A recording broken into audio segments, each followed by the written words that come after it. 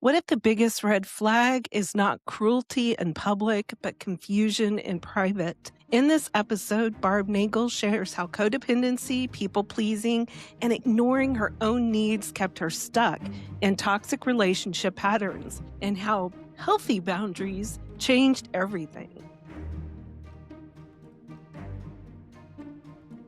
Have you ever felt something was wrong but couldn't explain it? Like the person you love was slowly chipping away at your sense of self? We've been there. Different marriages, but to the same man, with the same toxic pattern. But God was still working. We're Lizzie and Dina, women of faith, survivors, and truth tellers. Surviving toxic relationships is for any woman stuck in confusion, healing after betrayal, or searching for her voice again. You are not crazy. You are deeply loved. Hey everybody, welcome to another episode of Surviving Toxic Relationships. Today we have very special guest, Barb Nangle. Barb is a boundaries coach, a speaker, and the founder and CEO of Higher Power Coaching and Consulting, LLC. She's also the host of the podcast, Fragmented to Whole, Life Lessons from 12-Step Recovery. In 2015, at the age of 52, after decades of therapy and tons of self-help work in a variety of areas, Barb found herself in 12-step recovery. She's been in 2 such fellowships since then and has changed deeply and profoundly as a result. As a former addict and people-pleasing rescuer, she empowers people to thrive and take more control over their personal and professional lives by coaching them to build healthy boundaries. And wow, Barb, how important are healthy boundaries? We could never talk enough about that. Yeah. Anyway, yeah, but welcome. We're so happy to have you, and just take it away. Tell us your story. Thank you. I'm really, really excited for this conversation. In 2015, I hit a codependent bottom. And just in case people aren't familiar with codependence, I just want to say, like, I wasn't either. I was 52. I had been in therapy for 37 years, almost continuously. I had done tons of personal development work, and I'd never heard this word. And so codependence is essentially, when you're codependent, you are completely focused on everything outside yourself. Like, what is he doing? What is she doing? What are they doing? What does he need? What does she need? What does the organization need? What does the situation need?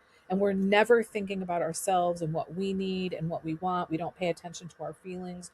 We override our instincts. We do things like don't go to the bathroom for hours because it's a quote waste of time, because we just learn to ignore our internal needs.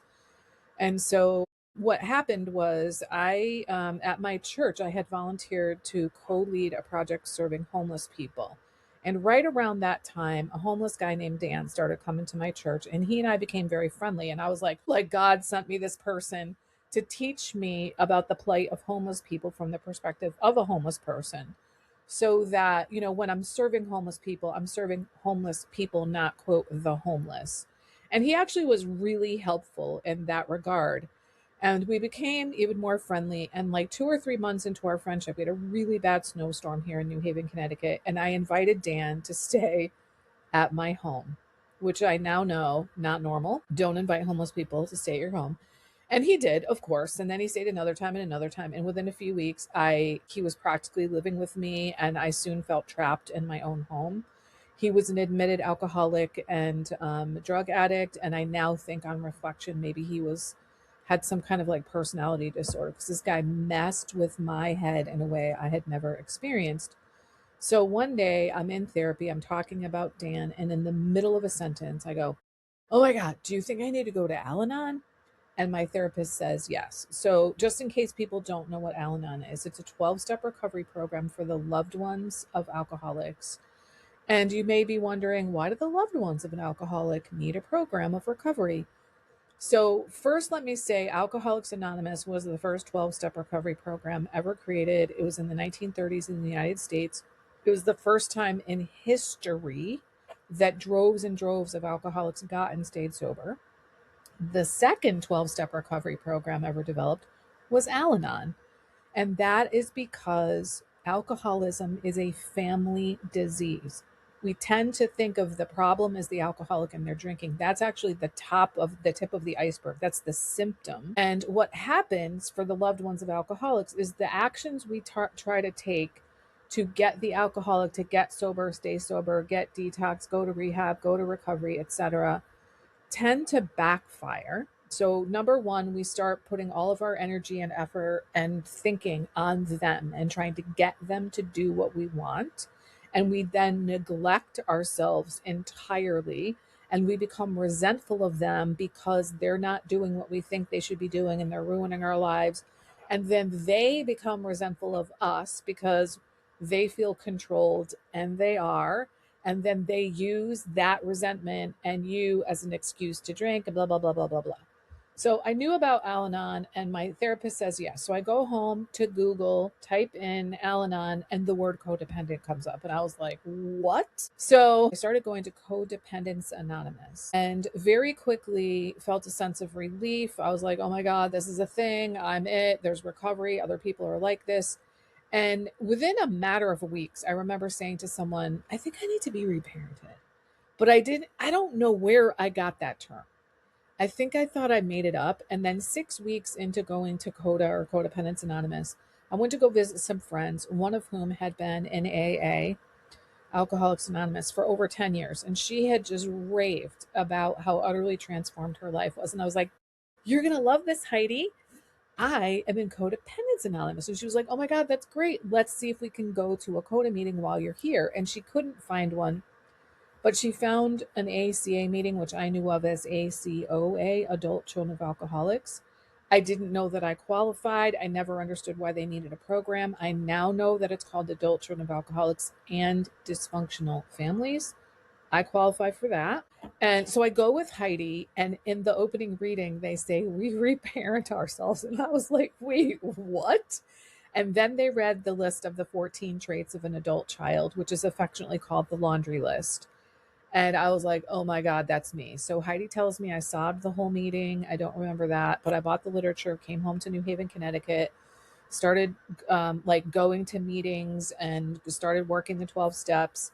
And then I did that for about a year. I continued to just go to the CODA meeting without doing any work outside of it. And after a year, I decided to let it go. And that turned out to be a higher powered moment, because one of the women I was working the 12 steps with had started talking about her relationship with food. And she started going to Overeaters Anonymous. And I remember being shocked that she was talking about this stuff, and also shocked because I was like, I didn't know people thought like that, acted like that, like me. And, long story short, she invited me to go to this workshop with her. I was like, oh my God, I'm a compulsive overeater, which I didn't even know was a thing. And so I joined that program. I'm now down over 100 pounds from my top weight. And so I've done the 12 steps in both ACA and OA. Now, at this point, I've done them multiple times. And I really learned how to build healthy boundaries kind of as a byproduct of the 12 steps of recovery. It's not like someone sat me down and was like, okay, Barb, we're going to teach you how to build boundaries. But for me, because I think of my core wound as codependence, learning how to build healthy boundaries is essentially the antidote to codependence. So they had this massive and far reaching effect on my life. And don't get me wrong, I learned many, many, many other tools besides boundaries. But after I got a handle on boundaries, I was like, this is amazing. I started reading more about boundaries, and it helped me to retroactively understand like what happened to me, and like both in terms of before not having boundaries, and then my boundary building process, and how I changed and stuff. And so when I was reading this stuff, it was all words, and I'm pretty visual, so I would draw these little images to kind of depict, like, if that was in the physical world, what would that look like? And those drawings turned into handouts, which turned into a workbook, which is now the backbone of my boundaries coaching program. And I think, like, there's been so many profound effects of me having healthy boundaries, but I think the one of the things most people want to hear, and I'm sure your listeners will want to hear, is that I'm now in the first and only healthy relationship of my life. So I want to talk about that a little bit now, and then I'm going to contrast it with just a couple of my other relationships. So his name is Chuck. I met him when I was 55 and he was 60. I had been in recovery for 3 years. He was in recovery.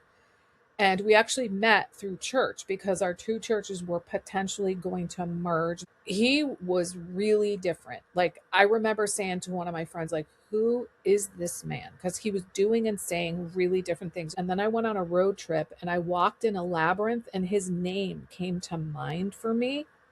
And I thought this was like God saying, oh, you need to reach out to him to express gratitude for this thing that he did for your community.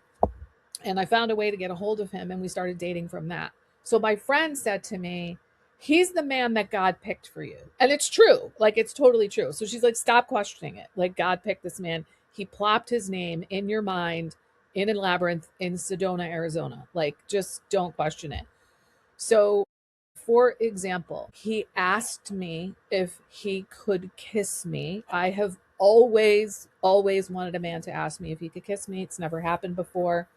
And I was like, yes. And then when the kissing started, he never groped me in ways that every other man ever had. He never tried to like go inside of my clothing or anything like that.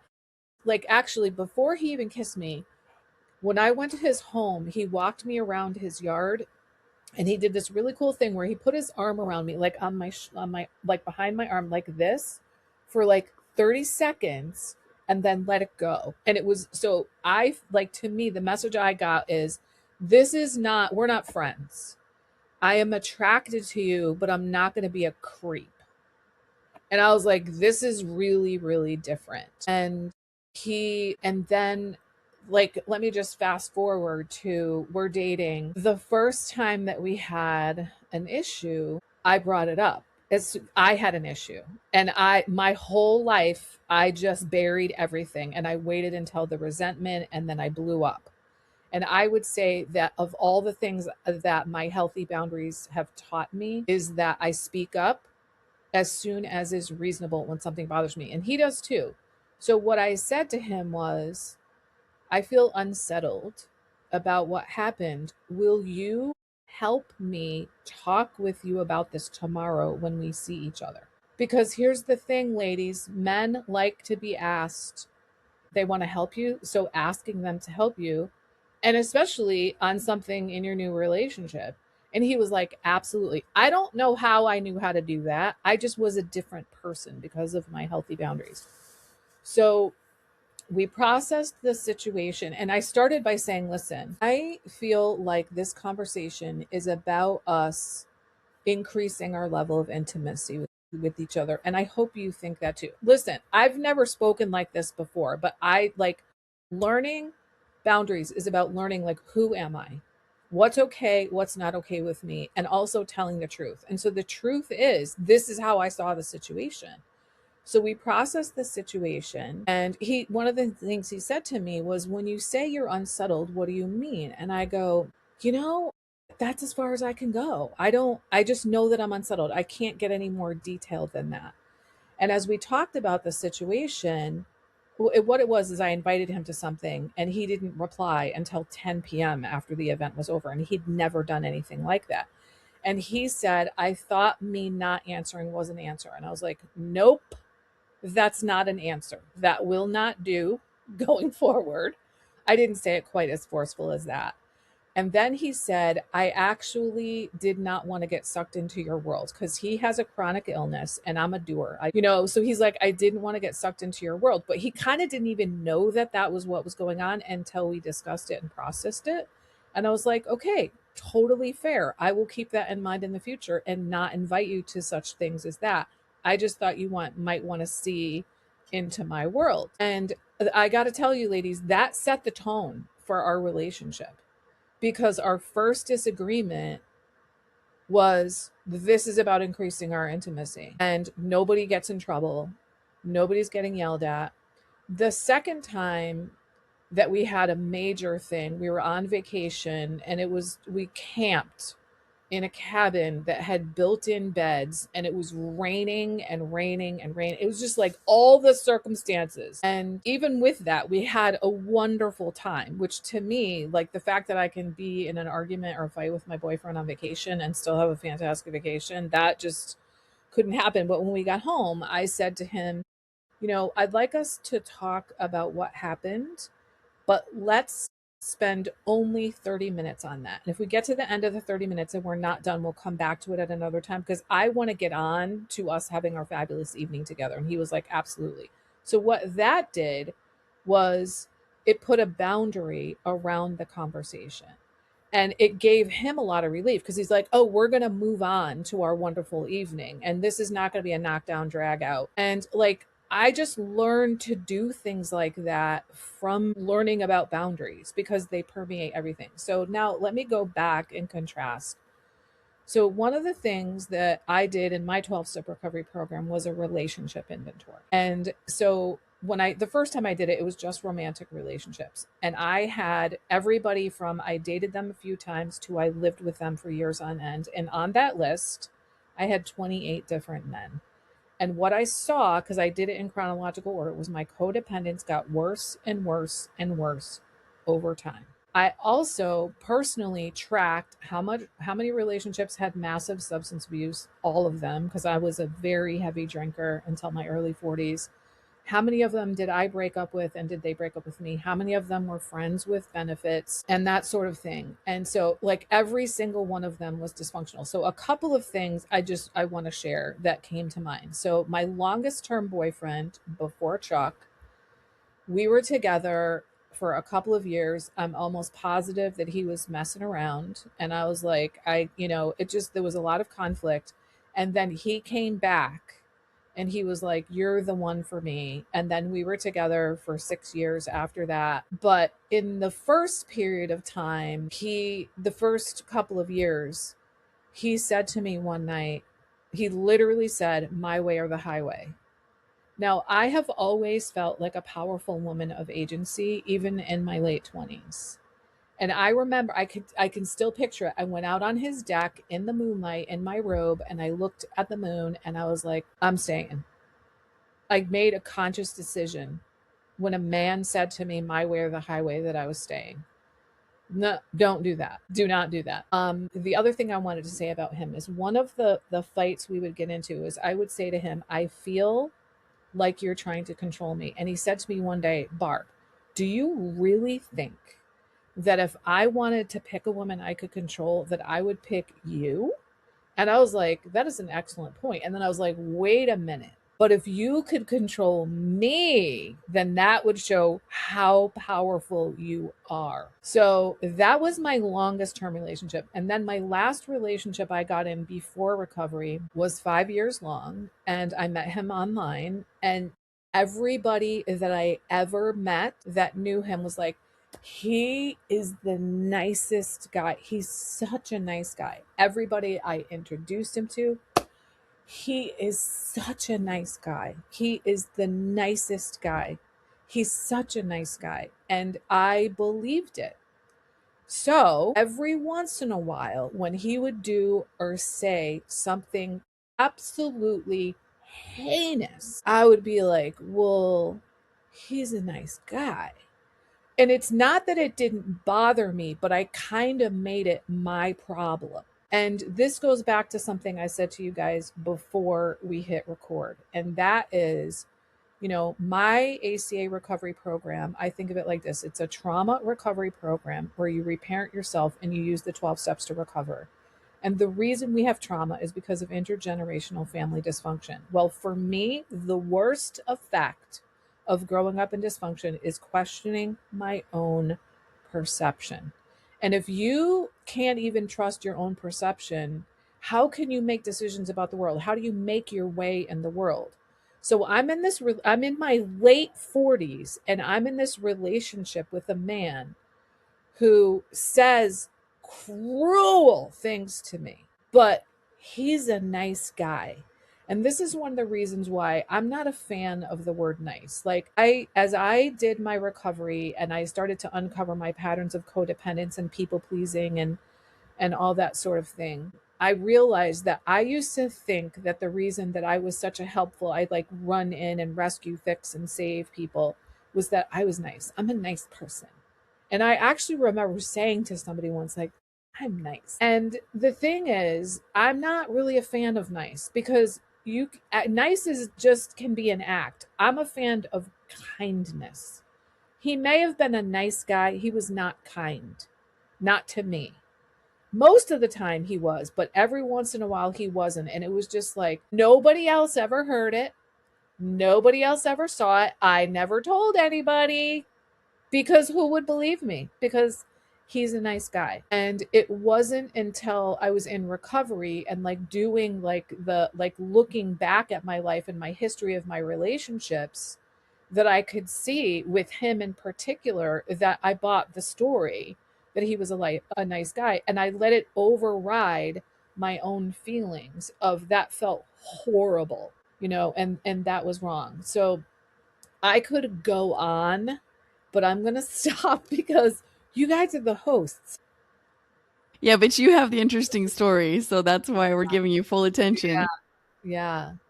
So that is a really great point, Barb, and I love that about the fact that everybody thought he was so nice, and it makes sense that that would skew your perception, and especially if he doesn't do it all the time. And I think sometimes that's the most difficult part of a toxic relationship is that even a domestic violence abuser doesn't beat their wife or girlfriend every day, right? Right. Of course You not. know, Yeah. yeah. Right. And so it's like when there's space in between, and then they go back to the nice guy routine, that makes it all the more confusing because then, subconsciously you're looking for those triggers like, okay, this is who he really is, the nice guy. The horrible, heinous things he says is not really who he is. So what's bringing it on? So how did you end up deciphering between the fact that he was not really a nice guy? Like, how did you do that? It was afterwards. It was after the relationship was over. But you know what? You just reminded me of something that I remember learning. I majored in sociology in college, and so I think it was a human services class or something that I heard we were learning about domestic violence. And one of the things they said is the first time something happens, make it a crisis situation. Do not sweep it under the rug. And I forgot that, it wasn't even in the memory banks. Like I'm just now remembering that I heard that. Make it a crisis situation because the way he deals with it is going to tell you, is this his character? Or was this really out of line? Like you really make a crisis, call the, 911 or get out of the house, let people know, do not sweep it under the rug. But it really took me processing situations with him, with people in recovery, and them going like, what? He said what to you? Like, oh my God. And then when I saw people saying that, I'm like, yeah, I would never talk to someone like that. I would never talk to that. And like, I can't even believe that I put up with it. I can't, but I did. So then what finally ended it then? So my pattern in relationships is that I go into them and I'm like, I have no needs and I'm here to meet all of your needs. And guess what? That's unsustainable. And then eventually you get resentful because none of your needs are getting met, even though you tried to act like you didn't have any. And now that I don't know a lot about attachment theory, but what I do know is that people who are anxious attachment are the people that tend to chase, and people who are avoidant tend to run away. And if you have disorganized attachment, you're both. And if you have secure attachment, you're none of those. You're healthy. So I am a disorganized attachment person. I start off being anxious and chasing, and then I bury myself in the person. And then I become avoidant and I can't stand them anymore. So I became terribly depressed and I kind of didn't even really like him anymore. And I just could not, I was so distraught and so distressed. And I was living with him, and I had a number of friends that said, you could just move out. You don't have to break up. And somehow I couldn't hear it. And I will also say, like, we moved into a house that was big enough that his young adult and teen children could have their own rooms in our houses. So I knew if I break up with him, I'm breaking up this family situation here. Now, they had rooms at their mom's house, but like he has to move. So I was like, I need to be 100% sure that breaking up is what I want to do because I'm messing with the family, right? So I took that weight on myself. I'm the one that insisted that we get a house that was big enough for his kids and all that stuff. So I created that whole situation. But one day, I was visiting my brother, and his son was 17 at the time. and I was complaining about this guy. And my nephew comes around the corner and he goes, you were saying some of those same exact things 2 years ago. And if he's still doing the same things, he's probably not going to change. And I was like a 17-year-old said that to me. And somehow him being 17 and saying it to me so plainly, I was like, oh my God, I got to go. And so I went home and I said to him, you know how I used to be happy and I'm not anymore? And he was like, yeah. And I go, I want to move out. And he was blindsided. He actually said to me, I was about to ask you to marry me because I thought that's what you wanted. And I was like, oh my God, that's like the opposite of what I wanted. So I did move out thinking, okay, if I move out, then I will be able to like get back like my Barbness, and then I'll be emotionally available to him. But what in fact happened was I moved out, and the contrast of being with him and not being with him was so gigantic that I was like, I can't do this anymore. But it was a slog. And it So was subconsciously you knew. Yeah, I was going Yeah, to say, for a and there long was a time. lot of people involved as well. And sometimes that blending can be so messy that it affects even more of the emotional and the constant busyness and chaos. Right, And right, then you're like, what? I think this was more than I could chew. right. And those weren't even my kids, so I can't even imagine what it's like for people when you share children with them. Yeah, that's fascinating. I think it's a great story though, because I mean, I know from my experience that I didn't even know how unhappy I was until I left. I knew I was unhappy, and it did obviously all build up and catch up, and so I ended up leaving. But I still didn't really know Yeah, how same. deeply unhappy I was until I left.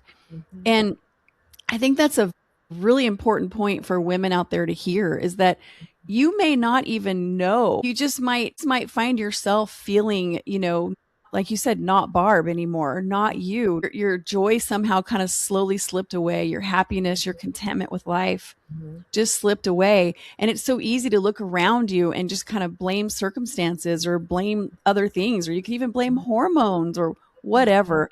But it's interesting that was exactly your experience, that until you actually left the relationship, you really didn't even know. It was awful.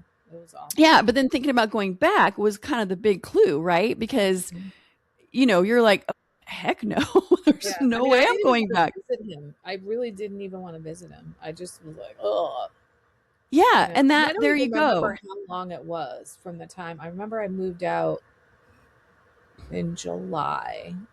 So it was probably 6 or 8 weeks by the time I was like done after I moved out. But there was a 3-week period of time where we didn't even talk or text each other. So I was like, okay, we're good.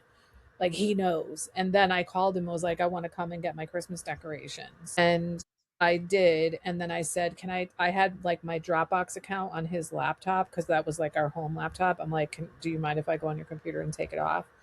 And I got home and he goes, did you just break up? He calls me. He's like, did you just break up with me? And I'm like, I thought we were already broken up. Like I couldn't even say it.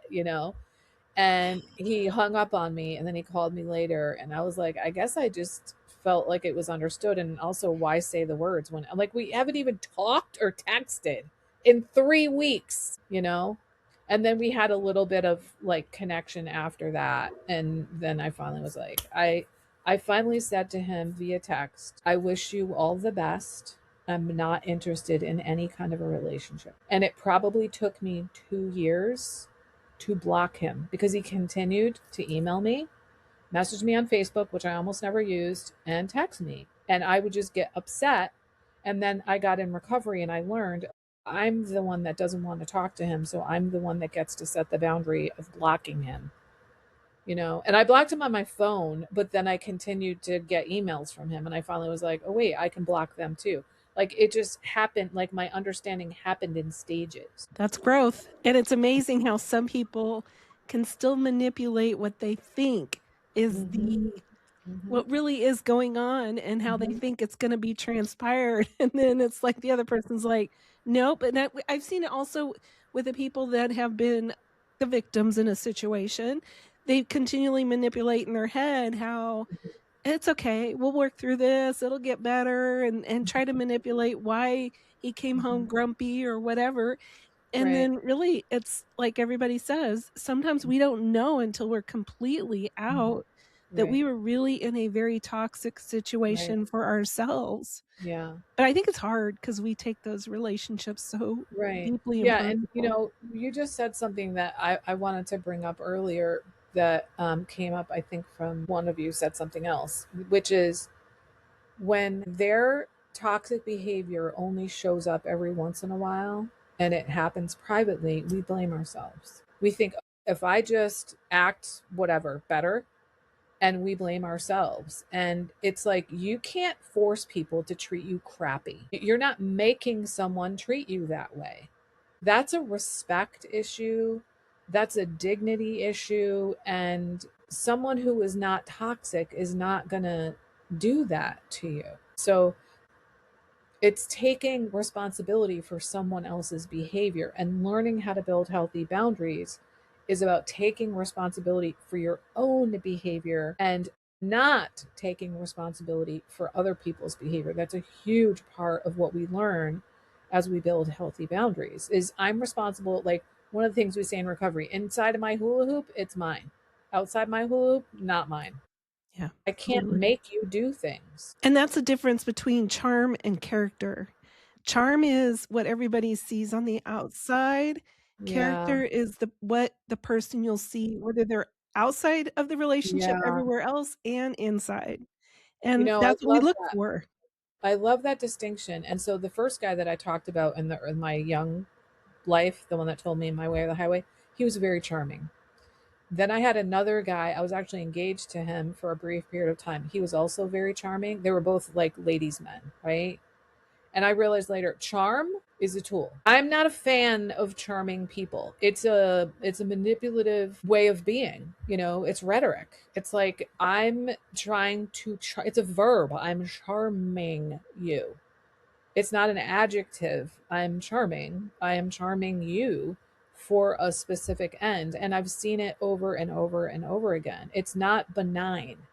And so I think you're right. I love that distinction, charm versus character. That's so good. And anybody can fake charm for a while. Right. That's like the And nice thing too, yeah, yeah, Yeah. yeah. Especially when you run into their friends Mm-hmm. and all kinds of people that they introduce you Mm-hmm. to. It's so Mm-hmm. easy for them Yeah. to just be the charming Yeah. guy and show up Yeah. and be the Yeah. great one. It's just too Yeah. easy to do that.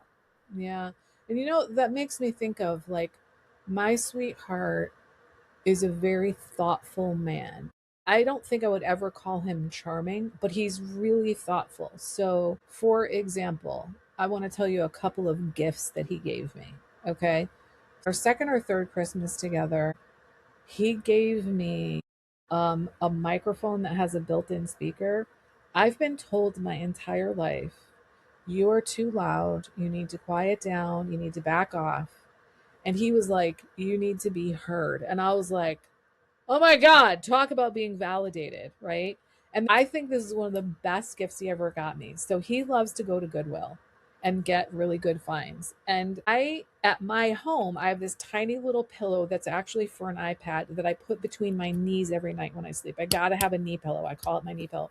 He bought me at Goodwill a pillow shaped like a donut to go between my knees at his house. And this was years ago.